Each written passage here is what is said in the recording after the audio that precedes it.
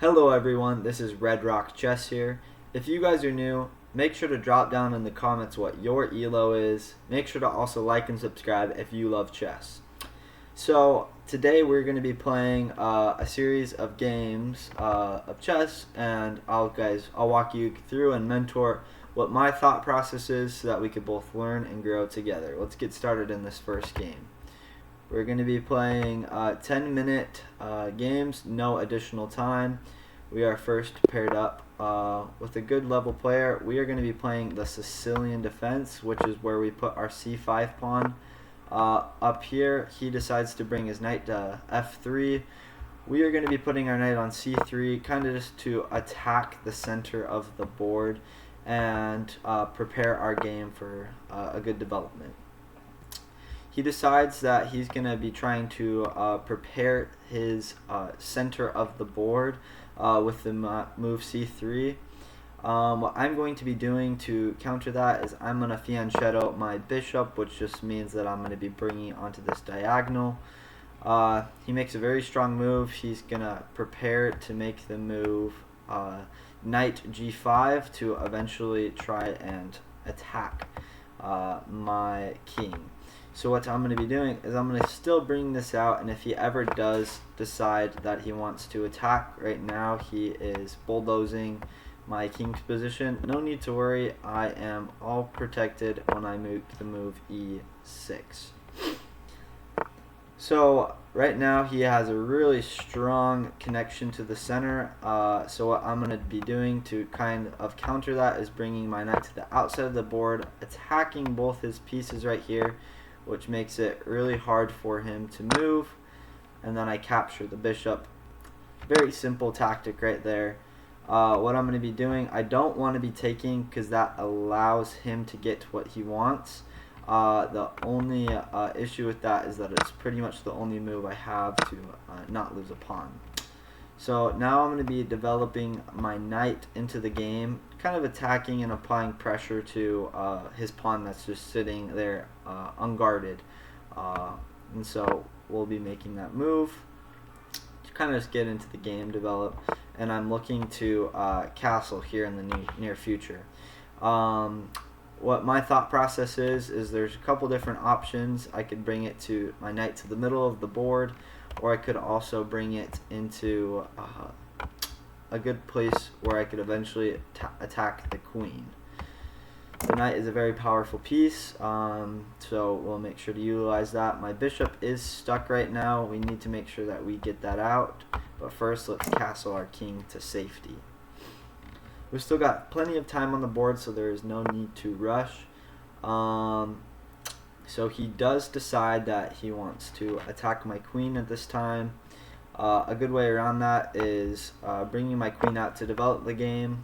I am attacking this piece right here, but the more important one is that I'm attacking that piece right there. He decides to defend it very beautifully. A couple different options for me are attacking this pawn to make it weak, and then eventually using both of those right there, which is what I'm going to do just so that my bishop has somewhere to go. This is going to be a good opportunity for me to get my pawns developed, get my pieces into the game. He does decide that he wants to take it, which is totally okay. We're going to capture it back with our queen, and we're just going to get our bishop into the game right now. So we still have both our bishops. He is attacking me, which we have to watch out for. The best way that we are going to be able to defend this is putting it on a safe square that also attacks our opponent. So we're going to be applying pressure to his queen, and he decides to make a rather interesting choice to block with his knight. It could easily be kicked out with our pawn right here. There's a couple different ways to doing it. We could bring our knight out and bulldoze it, and by bringing this bishop back, everything like that, which does sound like a really good choice right now.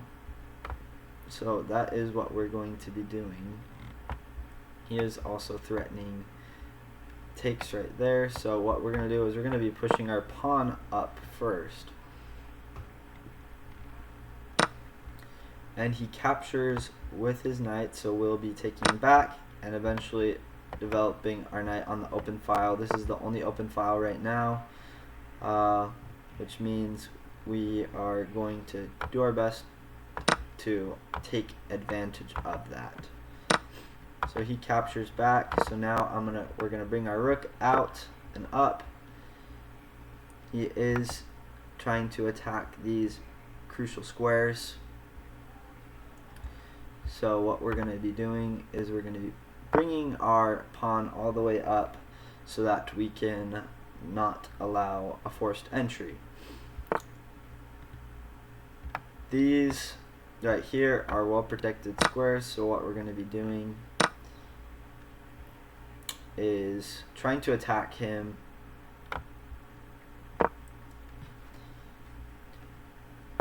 and now he is trying to attack my queen, so what I'm going to be doing is I'm going to be bringing in my queen to defend the situation that we have. This is a really strong pawn right here, so my job will be to attack this at all costs. He just left a rook hanging right here, which is something I will happily take sometimes, and he is moving really fast, so what we're gonna be doing is bringing our queen back. He is gonna probably move his queen right here, but that is no issue because then we just capture this pawn and he has no other opportunities to attack. That is another free pawn that we will happily just grab, and now we will move back to the f6 square. So we are going to be bringing our rook all the way up to start countering our opponent and attacking him on the main squares. And now we have a couple different options of what we could be doing. The one that poses the most threat to our opponent right now is just bringing our rook that hasn't moved all game into the situation, so into the game, which we'll be moving to the d8 square, kind of to apply pressure to our opponent's rooks. If he trades, we just take back with our queen right here, and then we are threatening checkmate in one if he does not do anything about it. So now that he moved his rook back, that allows me to bring my queen into the game, putting his king in check, which is really good for us. Now I will bring this check one more time, checking him, which makes him only be able to go back to the square, which means that is now checkmate. If you guys were able to benefit from learning from this video, make sure to drop us a follow at Red Rock Chess, and I hope you guys have a great rest of your Easter. Drop in the comments what you're doing to improve your chess game, and I hope you guys have a great rest of your day. Thank you guys for watching.